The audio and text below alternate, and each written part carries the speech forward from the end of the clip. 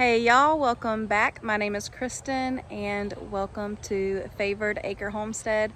Today's video I have been wanting to make for a couple of months now since I started the garden, and I just have not had time to do that. So finally I'm getting out here and I'll just give y'all a tour of what we have growing, when we started it, what I plan on doing. So let's just go ahead and jump right in. So this is our garden, and it is about probably around a 50 by 50 area, and we have been working this garden for several years now. If you're new to the channel and haven't watched any of my previous videos, you can watch all the videos from when we first started doing everything. We have come a long way. I've learned a lot, and if you watch those previous videos, they're kind of embarrassing because I had no clue what I was doing. So now I've kind of gotten the hang of things, but also still learning. Everything is wet right now. I just watered. Our garden is on a well right here. This is actually my grandmother's yard, and I live next door. Together, both properties are an acre. So that's why I call it Favored Acre. But my grandmother and my papa put in that well years and years and years ago. So this garden gets fresh well water. When you first walk in, we have a row of old-timey blue collards, and something that I just love whenever it's watered or the fresh morning dew is the water droplets on these beautiful green and purple leaves. It's just always gets my attention. It's so sparkly. But these old-timey blue collards are actually the collards that reseeded themselves from last year. In the spring, we let a row of collards go to seed, and these are the ones that I picked up that just started growing probably in September and August. So they were like probably this big whenever I pulled those up out of the ground. I'll see if I can find, I know I have some footage if I didn't delete it to make storage space, but I do have, I think, some pictures of the plants whenever they went to seed. I do have some short videos of Lincoln and Joanna running through all the blooms. It was so beautiful when all those plants went to seed. A bunch of yellow flowers, bumblebees flying everywhere. But those collards have done the best, and I don't know if that's because I don't know if those have done the best because it's what reseeded itself, and I didn't actually have to like go and buy the plants from somewhere or start them from seed. So I just thought that was pretty interesting. The next row, this is purple cabbage, and I bought these plants from a nursery. I bought a tray of 36 plants, and it was $21. So I bought the cabbage, and then let's see, down here is the part of the garden that gets a lot of shade. So everything that's in this section over here does not do as well, unfortunately, because of the shade. But the cabbage stops here and then starts collards that I planted from seed, and then same right here. So here, here, and here is all collards in that half. So here's the cabbage, and then right here we have, I believe this is cauliflower. Let's see. Yeah, cauliflower. That was also what I bought in the seed tray. I did plant my own cauliflower, cabbage, and broccoli seeds, and I know I planted them, so I don't know if I accidentally planted them back here in the back. I'm not really sure, because I'll put up some pictures and videos of my seed tray, but then I ended up forgetting where everything was. So whenever I planted all of those, they just kind of went all over the place. Next is broccoli, and these plants look so beautiful. The leaves on them look really nice, and I think it even looks better than whenever I planted last year. So yeah, we've got broccoli going all the way down.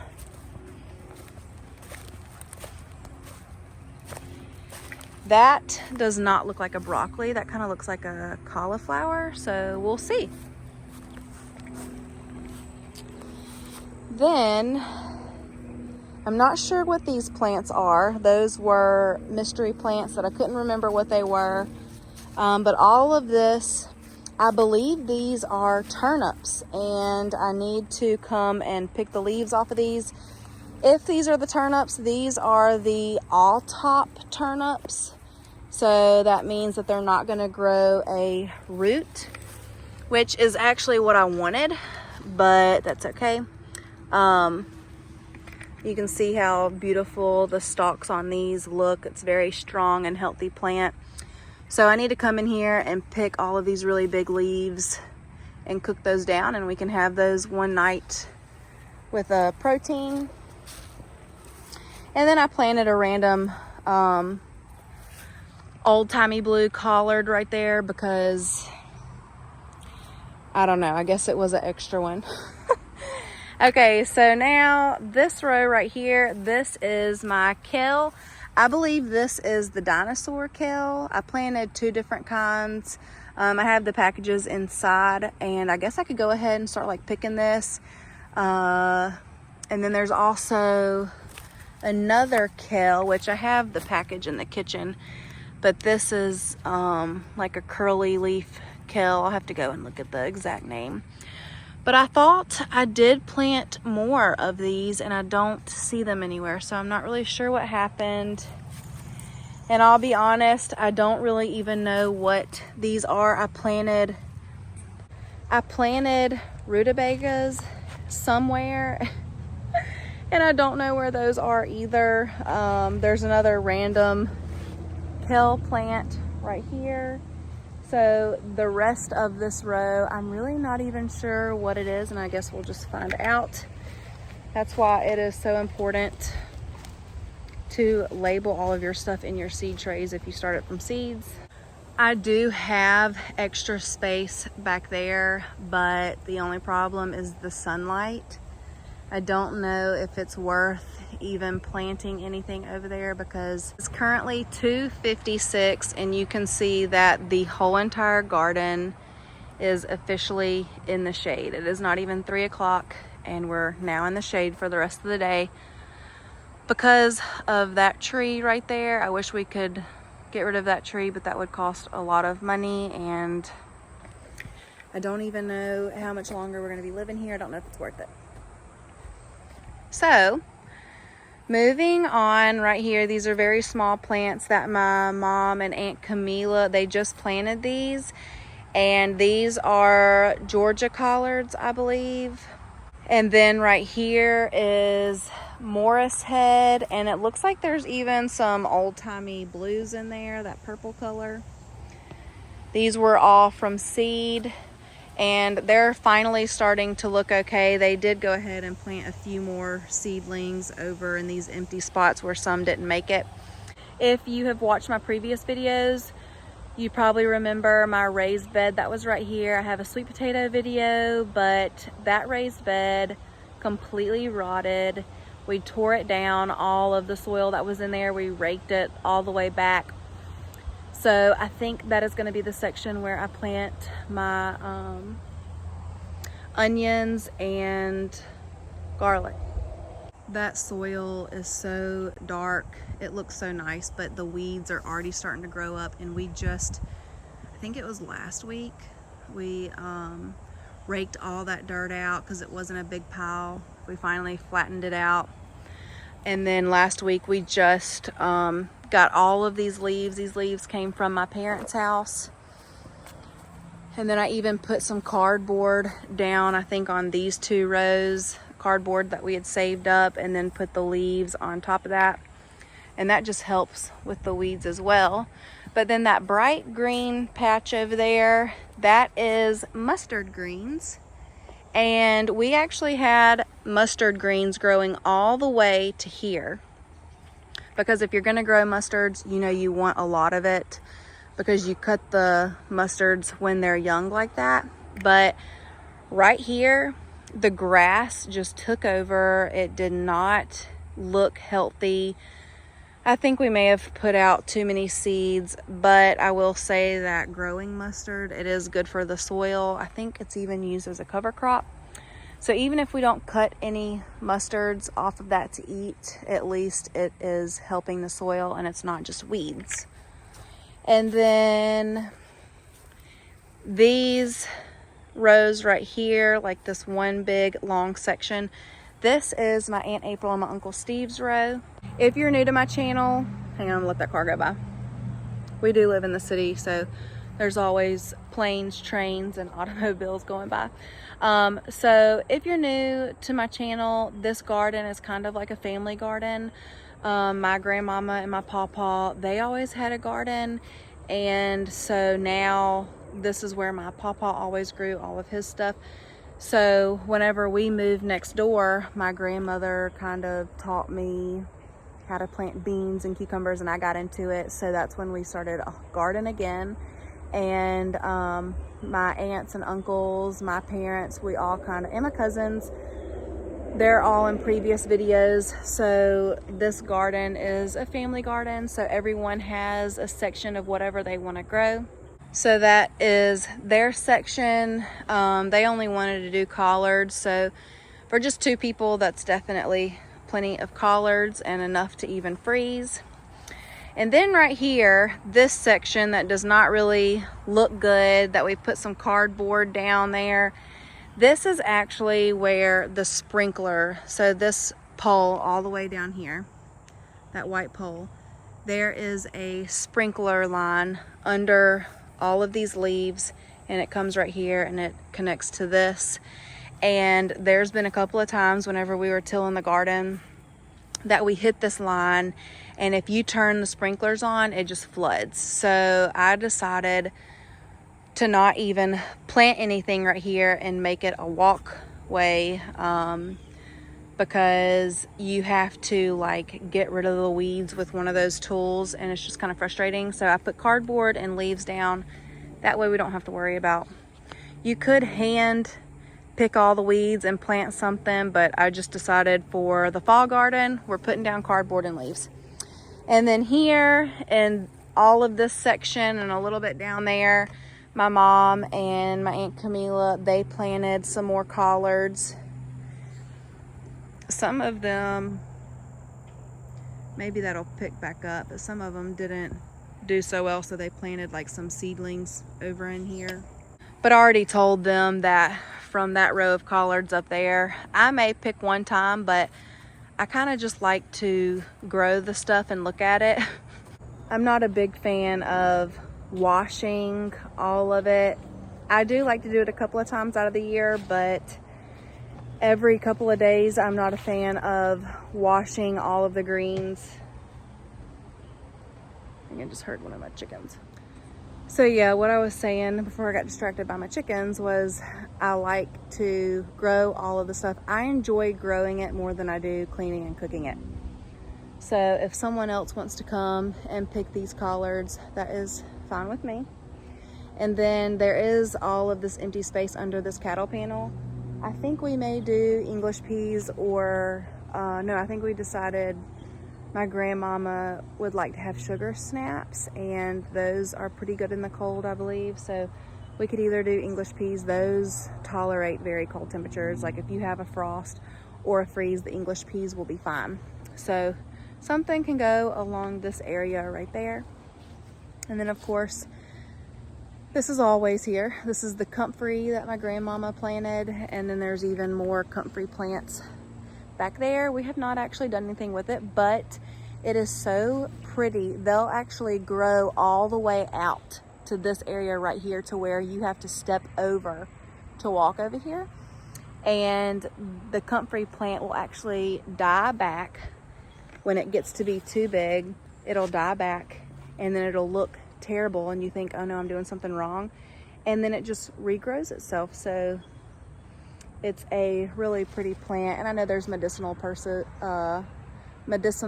purposes for comfrey. Just forgot, over here in these pots, the plan is to plant onions and garlic. I'll show y'all the bags. I'll put a picture in right here of all of the onions and garlic that my uncle Stanley got me. He lives in Bruton, Alabama, and he went up to Andalusia and went to like a co-op place and got the onions and broccoli, and it was like $10 a bag for like 2 pounds of onions and 1 pound of garlic. So I even gave some of that to my aunt. So that's gonna go in those buckets. And then I'm also back in that dark spot right here where the raised bed was. I think I'm gonna do 2 rows of onion and garlic right there to see how that works there, because I used to plant garlic all along this fence line back here and it did pretty well. I did the garlic also along this fence down here on the ground. It did okay, and we were actually able to hang up some garlic on the porch, and that was really fun. So I know it should do well in these buckets, but I'd like to see how it does over here. I just got to look up sunlight. I'm not really sure how much sunlight it needs, because this section does not get a lot, but in the spring it all gets a lot of sun. So now that is the inside of the garden, and then over here are pots of mustard greens, and then these are elderberry bushes. There's 1, 2, 3, 4 elderberry bushes, and these have actually been cut back. They were huge. They were like 10 feet tall, and then my grandmama actually put more, I think it was more of like an experiment. She put some more in here, and then they've just started growing. So these are the pots of mustard greens. Then a little bit of extra stuff that's not part of the garden. Right here, we found out that this is a mulberry bush or mulberry tree. So we have left that here. So that'll be exciting. And then of course we have our satsuma trees that I've talked about in several videos. There's 2 satsuma trees here. One satsuma tree back here, and then there's another one way back there in that corner, and they are loaded with satsumas. Thank goodness, because the last 2 years the satsumas, we've had like a late freeze in the spring, and it froze all of the blooms off. So for the last 2 years we have not had a lot of satsumas, but this year we do, thank goodness. So one more thing before I hop off. My Uncle Stanley, who you have seen in a couple of my videos, and the one that has taught me a lot about gardening and has showed me a lot of tips and tricks, he has his own YouTube channel now. And I have not posted to my channel, but I have been posting to his channel. I'm trying to help him grow his YouTube channel, showing him and trying to teach him how to post videos and all of that stuff. So if you like videos on farming, he lives in Bruton, Alabama. He lives on my grandmama and papa's 34-acre farm. And so my papa bought that a long time ago, and him and my grandmother lived up there for a couple of years, but then he passed away.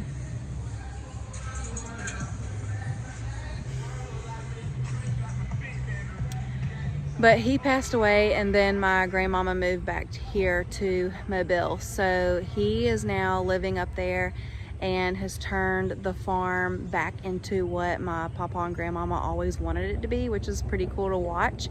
So if you like farming, gardening, he has baby cows, he has pigs, he has chickens. He's got a scuppernine orchard, which is also muscadines. He's got an orchard of those, which I can post in the description a link to a video that I did back when Joanna was a baby, and we picked scuppernines, and I'll post that link in the description if you just want to see the country. But it's so peaceful up there. We just went and had Santa pictures done with him. So his channel is called Santa's Farming Adventures, and I can write it down on the bottom, Santa's Farming Adventures.